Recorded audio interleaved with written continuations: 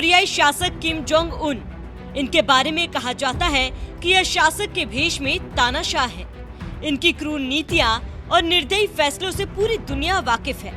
यहाँ तक कि छोटी छोटी बातों में वे लोगों को जान से मारने का आदेश दे देते हैं। लेकिन अब उसी तानाशाह की ऐसी तस्वीरें सामने आई हैं जिन पर यकीन करना मुश्किल है। किम जोंग की आंखों में आंसू निकले, वो घुटनों पर आ गए और फिर फूट फूट कर रोए। ऐसा क्या हुआ कि एक तानाशाह का लोहे जैसा दिल मोम की तरह पिघल गया? क्या है किम के रोने के पीछे की असल कहानी? चलिए जानते हैं।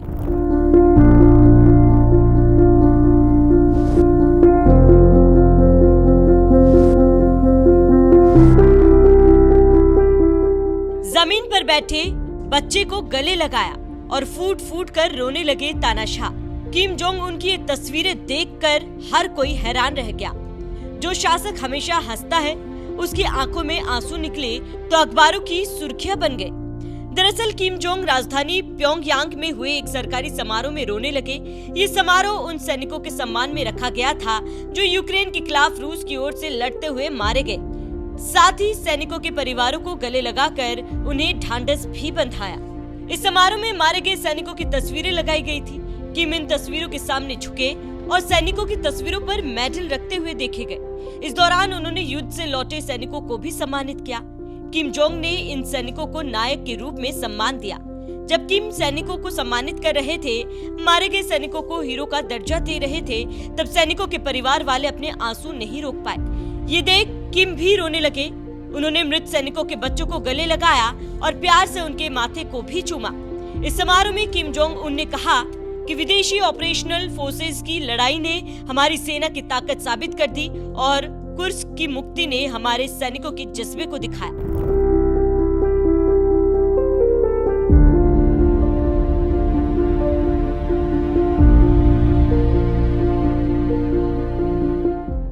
दरअसल नॉर्थ कोरिया के सैनिक एक रक्षा समझौते के तहत युद्ध में रूस की मदद कर रहे थे।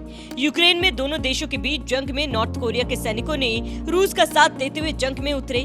साउथ कोरियाई और पश्चिमी देशों की खुफिया एजेंसियों के मुताबिक नॉर्थ कोरिया ने 2024 में 10,000 से ज्यादा सैनिकों को रूस भेजा, विशेषकर कुर्स्क क्षेत्र में। इसके अलावा नॉर्थ कोरिया ने तोपखाने के गोले, मिसाइलों और लंबी दूरी के रॉकेट सिस्टम भी भेजे हैं। बताया जा रहा है कि रूस के लिए लड़ते हुए नॉर्थ कोरिया के लगभग 600 सैनिक मारे गए और हजारों घायल हुए। नॉर्थ कोरिया के हाल ही में रूसी राष्ट्रपति व्लादिमीर पुतिन ने नॉर्थ कोरियाई सैनिकों को वीर की उपाधि दी थी। दरअसल रूस और नॉर्थ कोरिया लगातार अपने रिश्तों को मजबूत करने में जुटे हैं। इसी कड़ी में साल 2024 में रूस और नॉर्थ कोरिया के बीच एक रक्षा समझौते पर हस्ताक्षर हुए थे। उसी समय रूस के राष्ट्रपति व्लादिमीर पुतिन ने नॉर्थ कोरिया का दौरा किया था। साल 2025 के अप्रैल महीने में नॉर्थ कोरिया ने पहली बार पुष्टि की थी कि उसने यूक्रेन में रूसी सैनिकों के साथ अपने सैनिकों की एक टुकड़ी तैनात की है, लेकिन सैनिकों की संख्या का खुलासा नहीं किया। हालांकि साउथ कोरिया और खुफिया एजेंसियों ने सैनिकों की संख्या पर आंकड़े दिए। आपको बता दें, रूस और यूक्रेन के बीच फरवरी 2022 से जंग जारी है। बीते 3 साल में ऐसा भी हुआ कि शांति के लिए दोनों देशों के बीच सीधी बातचीत हुई। इसके साथ ही अमेरिका समेत कई देशों ने भी युद्ध खत्म करने के लिए हस्तक्षेप किया, लेकिन यूक्रेन और रूस के बीच तनाव कम नहीं हुआ। हालांकि रूस के विदेश मंत्री सर्गेई लावरोव ने एक बार फिर दोनों देशों के बीच बातचीत के संकेत दिए। लावरोव ने कहा कि राष्ट्रपति व्लादिमीर पुतिन यूक्रेन के राष्ट्रपति वोलोदिमीर जेलेंस्की से मिलने को तैयार हैं, लेकिन इसके लिए रूस और यूक्रेन के बीच के सभी मुद्दों को पहले अच्छे से सुलझाना होगा। पुतिन ने कई बार कहा है कि वह जेलेंस्की से मिल सकते हैं, बशर्ते सभी जरूरी मुद्दों पर पहले एक्सपर्ट्स और मंत्री अच्छे से काम कर ले। जेलेंस्की जल्द ही मुलाकात करके सुर्खियों में बने रहना चाहते हैं, क्योंकि उन्हें लगता है कि अंतर्राष्ट्रीय समुदाय का ध्यान उन पर से कम हो रहा है। जेलेंस्की ने 2022 में एक आदेश जारी कर पुतिन के साथ किसी भी तरह की बातचीत पर रोक लगा दी थी, जो अभी तक रद्द नहीं हुआ।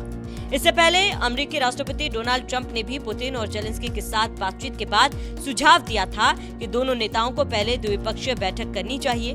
इसके बाद उनके साथ त्रिपक्षीय समिट हो सकती है।